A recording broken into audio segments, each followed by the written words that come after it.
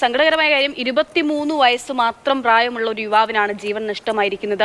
ആ കുടുംബത്തിന്റെ ഏക ആശ്രയമായിരുന്നു ആ കുട്ടി എന്നുള്ള കാര്യമൊക്കെയാണ് പറയുന്നത്. 23 വയസ്സാണ് പ്രായം. ജെയിനസ് രാജു വിവരങ്ങളുമായി തുടരുന്നുണ്ട്. ജെയിൻ, തീർത്തും ദാരുണമായിട്ടുള്ള ഒരു സംഭവമാണ്. ഈ പറയുന്ന പോലെ വലിയ രീതിയിലുള്ള പ്രതിഷേധങ്ങളൊക്കെ ഉണ്ടാകുന്നു. പക്ഷെ ഇത് വീണ്ടും വീണ്ടും ആവർത്തിച്ചു കൊണ്ടിരിക്കുകയാണ്. അവിടെയുള്ള ആളുകളെ സംബന്ധിച്ചിടത്തോളം വലിയ നടുക്കവുമായിരിക്കും ഇത്. ഈ അമറിന്റെ മറ്റ് കുടുംബ പശ്ചാത്തലം മറ്റു കാര്യങ്ങളൊക്കെ എങ്ങനെയാണ്? പഠിക്കുന്ന വിദ്യാർത്ഥിയാണോ അതോ ജോലി ചെയ്യുകയാണ്? അത്തരത്തിലുള്ള കാര്യങ്ങൾ എങ്ങനെയാണ്? അമർ ഡിഗ്രി വിദ്യാഭ്യാസം പൂർത്തിയാക്കി എന്നുള്ളതാണ് നാട്ടുകാർ പറഞ്ഞുള്ള വിവരം. അതിനുശേഷം സോളാറുമായി ബന്ധപ്പെട്ട ജോലികൾക്ക് പോവുകയായിരുന്നു. ആ കുടുംബത്തിൻ്റെ ഏക ആശ്രയം അമറായിരുന്നു എന്നുള്ളതാണ് ഈ പ്രദേശത്തുള്ള ആളുകൾ, വാർഡ് മെമ്പർ അടക്കം നമുക്ക് നൽകുന്ന ഒരു വിവരം എന്ന് പറയുന്നത്. എന്തായാലും നമുക്ക് നേരത്തെ സൂചിപ്പിച്ചതുപോലെ ഇതൊരു അതിരൂക്ഷമായിട്ടുള്ള ഒരു പ്രശ്നമായി മാറിയിരിക്കുകയാണ്. പ്രത്യേകിച്ച് നേരത്തെയൊക്കെ ഹൈറേഞ്ച് മേഖലയിൽ, ഇടുക്കി ജില്ലയുടെ മലയോര മേഖലയിലാണ് വന്യജീവി ശല്യം അതിരൂക്ഷമായിരുന്നെങ്കിൽ ഇപ്പോൾ അത് ലോ റേഞ്ചിലേക്ക് കൂടി കടന്നു പോവുകയാണ്. അതായത് മുള്ളിരിങ്ങാട്, നമ്മൾ തട്ടേക്കാട് ഉൾപ്പെടെയുള്ള കഴിഞ്ഞ ദിവസങ്ങളിൽ കാട്ടാന ആക്രമണം ഉണ്ടായ കുട്ടമ്പുഴ ഉൾപ്പെടെയുള്ള മേഖലയിലേക്ക് ഈ പ്രശ്നങ്ങൾ എത്തുകയാണ്. എന്നാൽ ഇതിന് പരിഹാരമില്ല എന്നുള്ളതാണ്. ഇപ്പോൾ നേരത്തെ മലയോര മേഖലയിലായിരുന്നു ഈ കാട്ടാന പ്രശ്നം ഉണ്ടായിരുന്നത്. പക്ഷേ ഇപ്പോൾ വന്ന് നമ്മുടെ താഴത്ത് തൊടുപുഴ നിന്ന് അധികം ദൂരമില്ലാത്ത സ്ഥലത്ത് വരെ ഈ പ്രശ്നം എത്തിയിരിക്കുന്നു. ഇടുക്കിയുടെ മലയോര മേഖലയിൽ സാർവത്രികമായിട്ട് കാട്ടാന ശല്യമുണ്ട്. ആവർത്തിച്ച് ഇതിന് പരിഹാരം ഉണ്ടാക്കണമെന്ന് പറഞ്ഞിട്ട് ഒരു നടപടിയുമില്ല. ഇപ്പോൾ തന്നെ വളരെ നിർഭാഗ്യകരമായിട്ടുള്ള കാര്യമാണ്. 6-7 ദിവസമായിട്ട് അവിടെ കാട്ടാന ശല്യമുണ്ട്.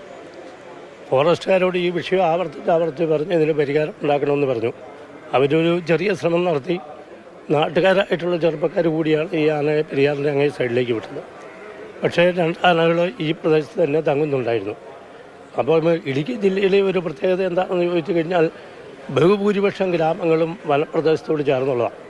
വനമില്ല എന്ന് പറയുന്ന പഞ്ചായത്തുകൾ എന്ന് പറയുന്നത് വളരെ ചുരുക്കമുള്ളൂ. അപ്പോൾ ഇതിനൊരു ശാശ്വത പരിഹാരം ഉണ്ടാകണമെന്ന് പറയുമ്പോൾ ഇതൊരു നിസ്സംഗതയോടുകൂടി, ഒരു തമാശയോടുകൂടിയാണ്. ഇപ്പോൾ ഒരു ചെറുപ്പക്കാരന് 23 വയസ്സ് 22 വയസ്സേ ഉള്ളൂ. ഇത് ഇപ്പം നമ്മളിപ്പോൾ 2 ദിവസം ഇതിനെപ്പറ്റി ഒരു ചർച്ച ചെയ്യും.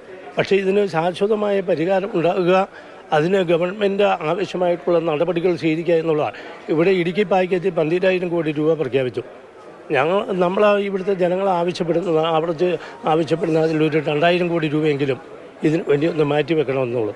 പക്ഷേ നിർഭാഗ്യരെന്ന് പറഞ്ഞിട്ട് ഒരു കാര്യവും ചെയ്യുന്നില്ല, ഒരു കാര്യവും നടക്കുന്നുമില്ല.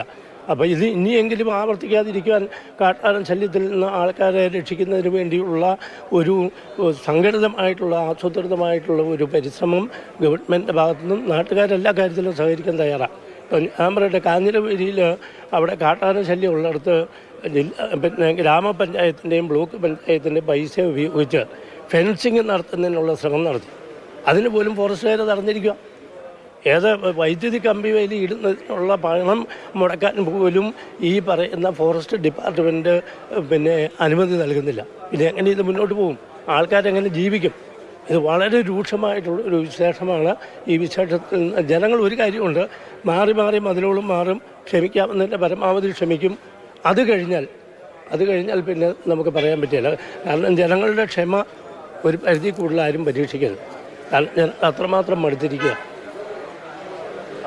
ഈ ജനപ്രതിനിധികൾ അടക്കമുള്ളതാണ്. അദ്ദേഹം ജില്ലാ പഞ്ചായത്ത് അംഗം കൂടിയാണ്. അദ്ദേഹം പറയുന്നത് ഇതുമായി ബന്ധപ്പെട്ട് ഇപ്പോൾ വനം വകുപ്പ് നേരിട്ട് ഫെൻസിംഗ് സ്ഥാപിക്കുന്നതിന് സാമ്പത്തിക പ്രശ്നങ്ങളുണ്ട്. 23 വയസ്സ് പ്രായമുള്ള ഒരു കുട്ടിയാണ്. ഡിഗ്രി വിദ്യാഭ്യാസം കഴിഞ്ഞ് പിന്നീട് ഒരു ജോലിക്കായുള്ള ശ്രമമൊക്കെ നടത്തിക്കൊണ്ടിരിക്കുകയായിരുന്നു. ജോലി കിട്ടുന്നതിന് മുൻപ് തന്നെ താൽക്കാലികമായൊക്കെ സോളാർ പ്ലാന്റ് ഒക്കെ സ്ഥാപിക്കാൻ വേണ്ടി പോകുന്നുണ്ട്. അങ്ങനെ ഒരു കുടുംബത്തിന്റെ വീട്ടിൽ അച്ഛനും അമ്മയും മാത്രമാണുള്ളത്, പിന്നെ അമ്മലാണ്. അപ്പം ആകെ ആ കുടുംബത്തിന്റെ ഏക ആശ്രയമായിരുന്നു എന്നൊക്കെ പറയുമ്പോൾ 23-ാം വയസ്സിൽ തന്നെ കുടുംബത്തിന്റെ കൈത്താങ്ങായിരുന്നു.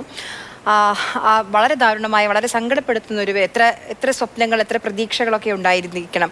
അപ്പം എന്തായാലും ഇവരെ സംബന്ധിച്ച് ഇത് പ്രശ്നങ്ങളുമായിട്ടൊക്കെ ഇടങ്ങിപ്പോരുന്ന, അല്ലെങ്കിൽ വനമേഖലയിൽ തന്നെയാണ് വീടെന്ന് പറയുന്നു. അപ്പോൾ സ്വാഭാവികമായിട്ട് അങ്ങനെ ജീവിച്ചു വരുന്നവരാണ്. ഒപ്പം ഒരു സുഹൃത്തു കൂടി ഉണ്ടായിരുന്നു. അയാൾക്ക് ഓടി രക്ഷപ്പെടാൻ സാധിച്ചു എന്നുള്ളതാണ്. 23 വയസ്സ് പ്രായമുള്ള ഒരു യുവാവാണിപ്പോൾ ആനയുടെ ആക്രമണത്തിൽ കൊല്ലപ്പെട്ടിരിക്കുന്നത്.